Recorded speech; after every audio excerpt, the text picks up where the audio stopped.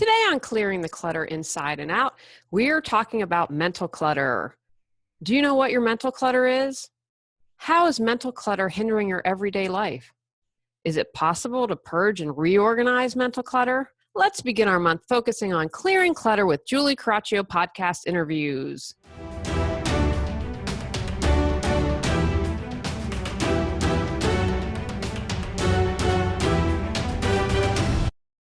Ready to clear your clutter and share your gifts with the world? Every Tuesday at 1 p.m., join award-winning professional organizer, author, and certified life coach Julie Coraccio on clearing the clutter inside and out, as she teaches you how to navigate the waters to declutter your life. Julie Coraccio destroys the box and examines clutter in all areas: physical, mental, emotional, spiritual, energetic, relationships, health, finances, and more. This month focuses on interviews I've done on other podcasts. I like to share these interviews because I always think it's interesting to hear what other people have to ask about clutter. What are their questions? And hopefully it leads to some insights for you. I always get a lot out of talking with others, and I hope you do as well. I have also included take actions at the end of the interview. You didn't think I'd leave you without homework, did you? I have interviewed Rachel before about aromatherapy and extreme clutter, and it was a lot of fun having the tables turned.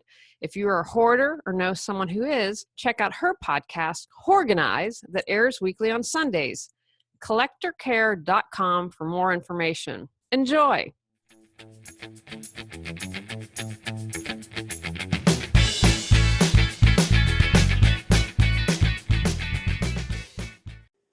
You are now listening to Organize with professional organizer and extreme cleaner Rachel Seavey. Every Sunday at 6 p.m., Rachel shares organizing tips and hacks. Rachel combines her experience, expertise, and compassion to help people learn new methods on how to deal with overwhelming clutter. Her media appearances include The Hoarders Show, the CBS Sunday Morning Show, and The Lady Brain Show. Take it away, Rachel.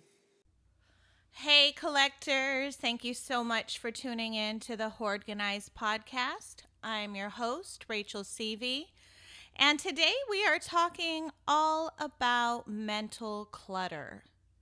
I am super stoked to have Julie Coraccio as my guest interview today, and she will be explaining exactly what is mental clutter and providing some tips and some help on what to do about it. Julie Coraccio lives in Raleigh, North Carolina with her husband Tony and their rescued black cats, Joey and Antonio. Julie is passionate about supporting people in creating the life they choose, deserve, and desire by releasing clutter in all areas: physical, mental, emotional, spiritual, and energetic. Julie hosts the weekly podcast, Clearing the Clutter Inside and Out, and authored the How to Declutter Your Life course. Julie enjoys hiking, cooking and baking, alternative medicine and healing, supportive environmental and animal causes, and, love this one, she loves enjoying her women cave, which is a bubble bath. I love that. Without further ado, here is my interview about mental clutter with Julie Coraccio. Julie, thank you so much for joining us today on the Organize podcast. I have been dying to chat with you all about mental clutter. As professional organizers, we both know that clutter is not only physical. So, what is mental clutter? Rachel, this is what I consider mental clutter. But first, thanks for having me on the show. I'm a huge fan of your Organize podcast. I'll never be able to say that correctly, but you work with hoarders, which is great. I've learned a lot from you about extreme clutter. All right, mental clutter. Here's what I consider mental clutter to be: stress, anxiety, feeling overwhelmed, frustration, exhaustion, living in the past or living in the future, fear, and unclear goals and priorities. A cluttered mind has obsessive, unsettled, or repetitive thoughts. For some, it feels like their mind controls them or there's no off button. Most of us experience mental clutter, or as I like to say, monkey mind daily. I encourage your listeners to ask themselves, what's my mental clutter? Do you have obsessive thoughts? Ruminate on what you should have said? Are you always thinking about business? Do you spend hours picking apart something? I used to worry a lot about what I said, didn't say, what someone meant, if someone liked me, if they didn't like me. You get the picture. When I first started my business, I never gave my mind a break. There was always something to plan, think about, and do. My mental clutter was off the charts.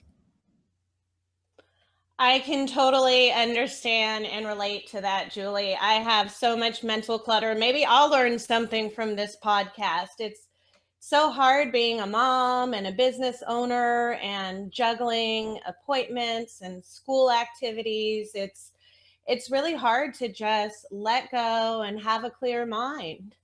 It is. It's a huge challenge. And the more that we have on our plates, the more of a challenge it is. How can mental clutter hinder daily life? Just like any form of clutter, physical, emotional, spiritual, or energetic, mental clutter can prevent us from creating the life we choose, deserve, and desire. If you are not clear on what's important, you can be wasting your mental energy by focusing on insignificant things. Sometimes we distract ourselves with unimportant tasks because we are afraid of something. If you know your priorities, it is easier to get that laser focus and disregard what doesn't matter. FutureMe.org can help you with goal setting, and apps Goals on Track, Life Tick also might be worthwhile for people to check out. We can miss life with mental clutter from social media or being glued to video games or our cell phone or Facebook. How many of you have been with someone who has to check their phone during dinner, a movie, watching TV? They are literally missing their life. It's been my experience that when that happens, most people are trying to avoid something. What happens if life throws you a curveball? Do you have a complete meltdown? Get frustrated and stuck? Think about your everyday life.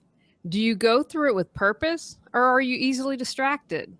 Are you focused on your own life or more concerned about others? When we focus on others, how can we create the life we desire? I also want to mention procrastination because I view that as mental clutter. A lot of time, people who have clutter and are disorganized procrastinate. Become aware of subtle ways you procrastinate, such as waiting for the right time or for everything to be perfect before starting, or beginning an important task and shortly afterwards distracting yourself with another task. The more aware of how you procrastinate, the easier it will be to recognize and overcome. Awareness is half the battle. Sometimes we don't realize we're procrastinating or avoiding something. I encourage clients to dig deeper on why they are procrastinating. If they never figure out what's really going on, they will likely procrastinate again. Maybe it's because you have clutter or are disorganized. Clear your clutter. Hire a professional organizer to help you. You have underdeveloped decision-making skills. Work with a coach or take a class. Or that you fear success or failure. Work with a therapist or a coach to dig deeper. Procrastination is a habit, but habits can be broken. I procrastinate, but have a plan in place. Make a list of rewards to motivate you. If I have to cold call, I enjoy a bubble bath afterwards. A good soak makes me feel secure and relaxed. It's just what I need to rejuvenate myself after an unpleasant task. Create your own rewards and then enjoy them. Such solid advice. I love that. And I always see people buried in their phones, not engaging during dinner, and absolutely missing their life while they're hooked on their electronics. So that's a great example of mental clutter. Do you have any examples on how you personally helped a client release mental clutter? Sure, I have a few. The first example I want to share is a client I'm working with now. She's very organized, but the craft area of her home has become out of control, what I would call extreme clutter, which I learned from you. We have started to declutter it. She shared with me that this had become her refuge where she would go to retreat. So in her mind, she equated extreme clutter with peace of mind. After our first session, one of her homework assignments was to find a new area of the home where she could relax and feel at ease because it was important to break that association of peace of mind with extreme clutter. I had another client who had anxiety on what to do if a client became unhappy. She was stuck in the future about what could happen. The first thing we did was to create a plan so she had clarity on what to do if the situation happened again. This included pausing, breathing, repeating the concerns back to the client so she understood why they were upset. This time allowed her to center herself and give her time to respond and not become overwhelmed or have a knee-jerk reaction. We also worked on her being in the present moment more. Wow, your clients are so lucky to have you with them. Thank you. I would hope so. Now, as an organizer, I have to be completely present in the moment. How is not being present in the moment related to mental clutter? Excellent question. This is my favorite subject. I could talk about being in the present moment forever. In every moment, we have the choice to start fresh. Most of us spend the majority of our time living in the past or in the future.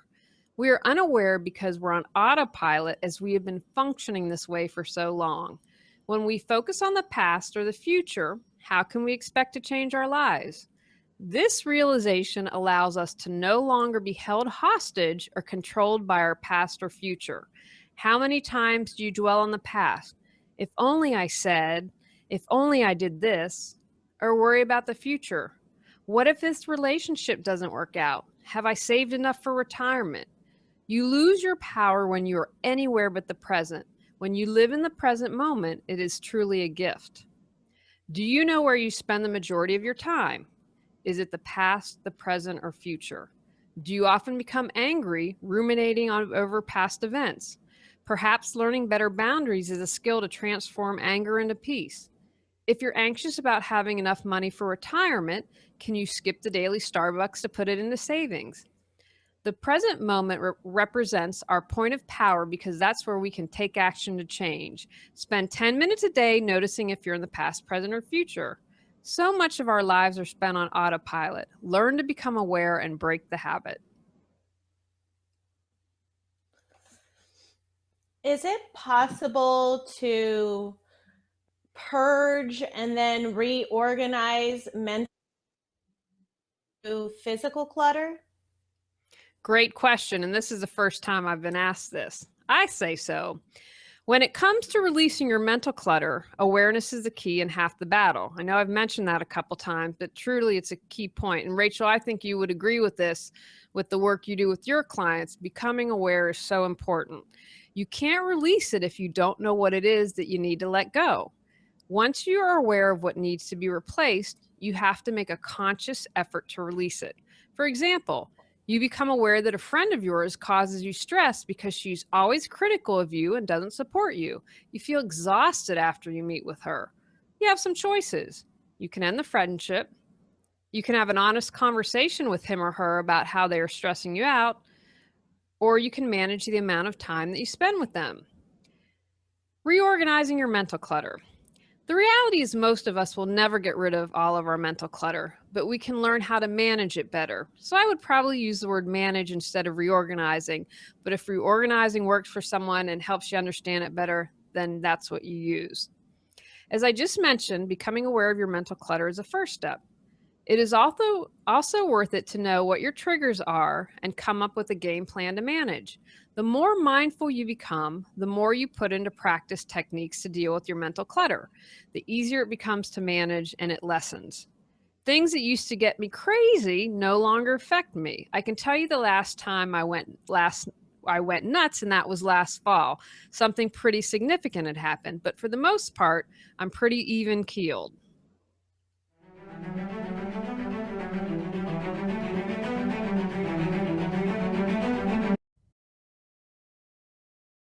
Started to organize and got stuck? Need questions answered or customized solutions? Looking for a professional organizer to bounce ideas? Go to reawakenyourbrilliance.com to learn how Julie Coraccio can help.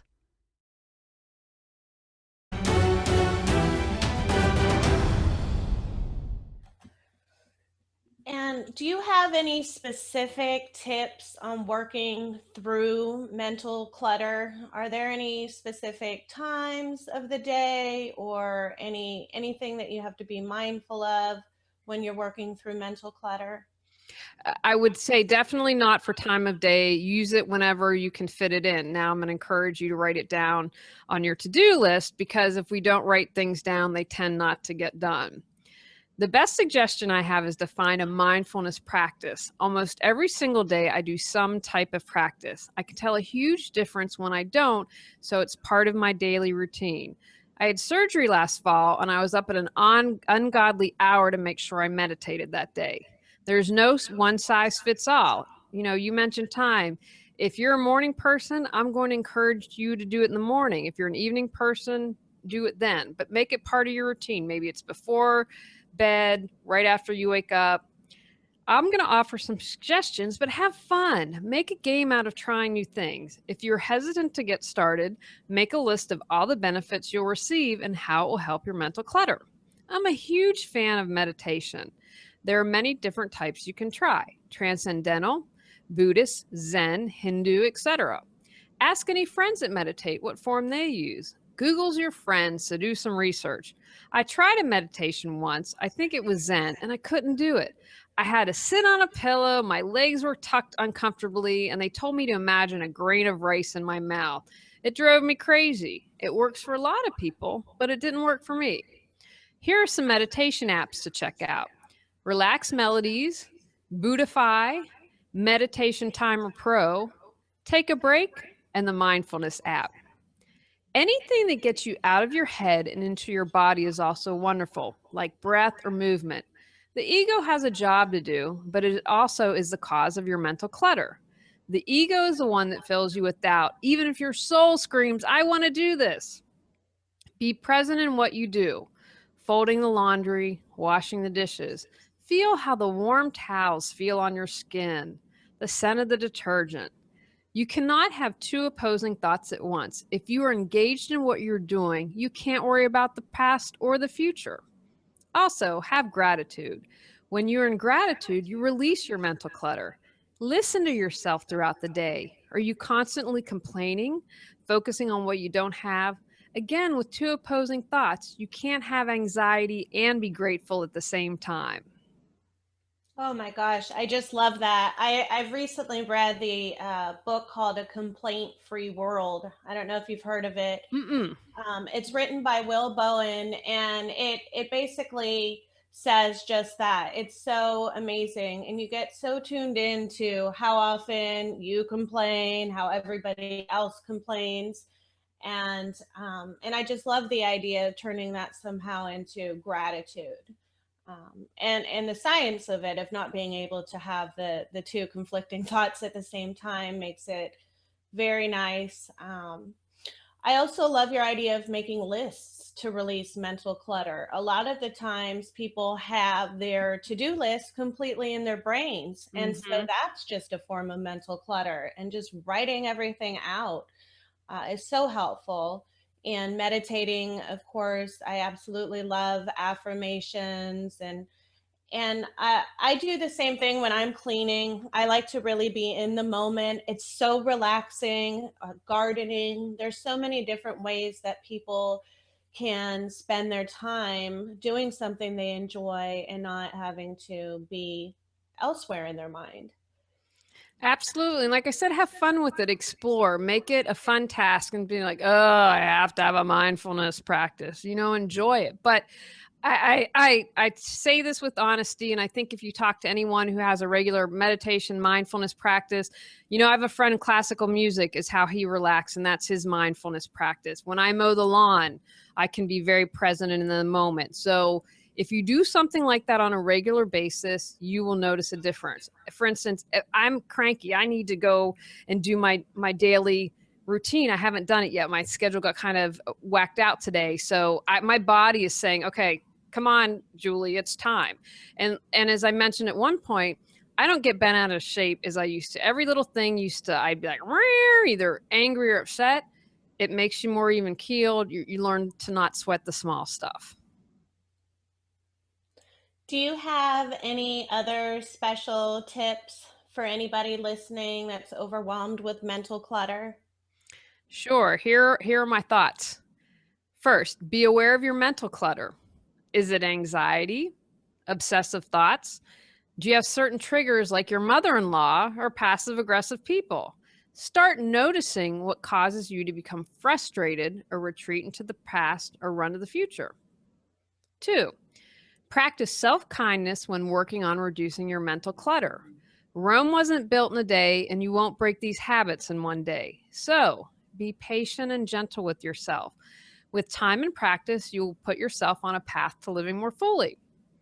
And number 3, practice living in the present moment. The more aware you are, the more you will learn if you are in the past or present or future. Wear a rubber band on your wrist and snap it to bring you back into the moment. Or set a time every half hour to observe where your thoughts are. Remember, you are loved, you are worthy, and you can create the life you choose, deserve, and desire.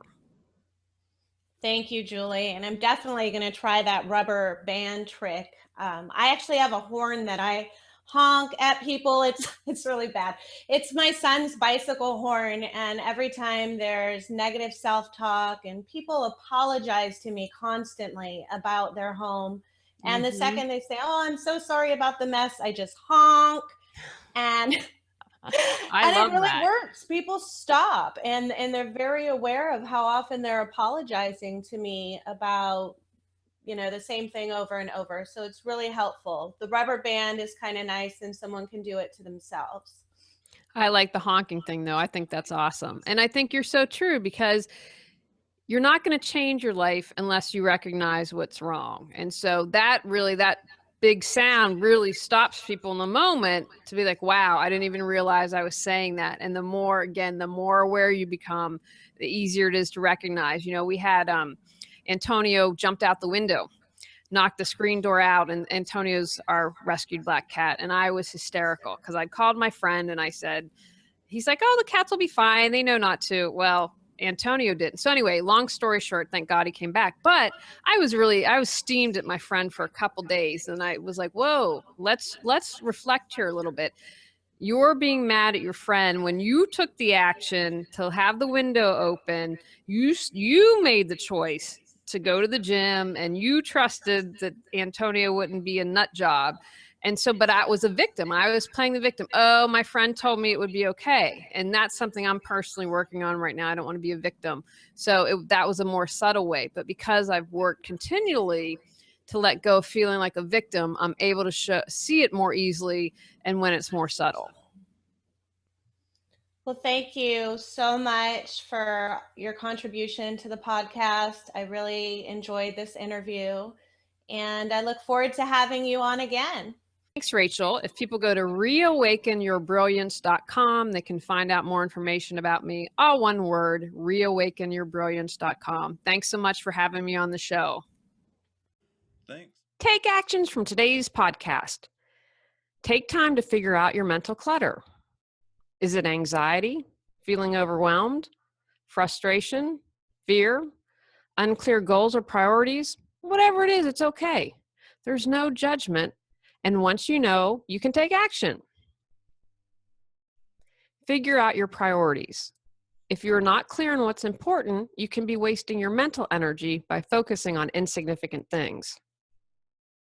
Be aware of other mental clutter you carry. You can't release it if you don't know what it is that you need to let go. Once you're aware of what needs to be replaced, make a conscious effort to release it. Go out, clear the clutter to create the life you choose, deserve, and desire. Thanks for tuning in to Organize with Rachel Seavey. Listen every Sunday at 6 p.m. or watch on Collector Care's YouTube channel. Rachel is the owner of Collector Care Professional Organizers and Extreme Cleaners located in sunny Northern California. Her passion is helping those overwhelmed with clutter, and she regularly speaks to families, local agencies, and the public about chronic disorganization and hoarding disorder. Her popular Affirmations for Collectors download can be found on iTunes or Amazon. Sign up for her blog and receive 7 tips for clutter-free living at collectorcare.com. Ready to live a more joyful and fulfilling life? Sign up for our newsletter at reawakenyourbrilliance.com and receive a free copy of 10 Steps to Clearing Clutter Inside and Out. If you enjoyed today's episode, please rate and review Clearing the Clutter Inside and Out. See you next Tuesday at 1 p.m.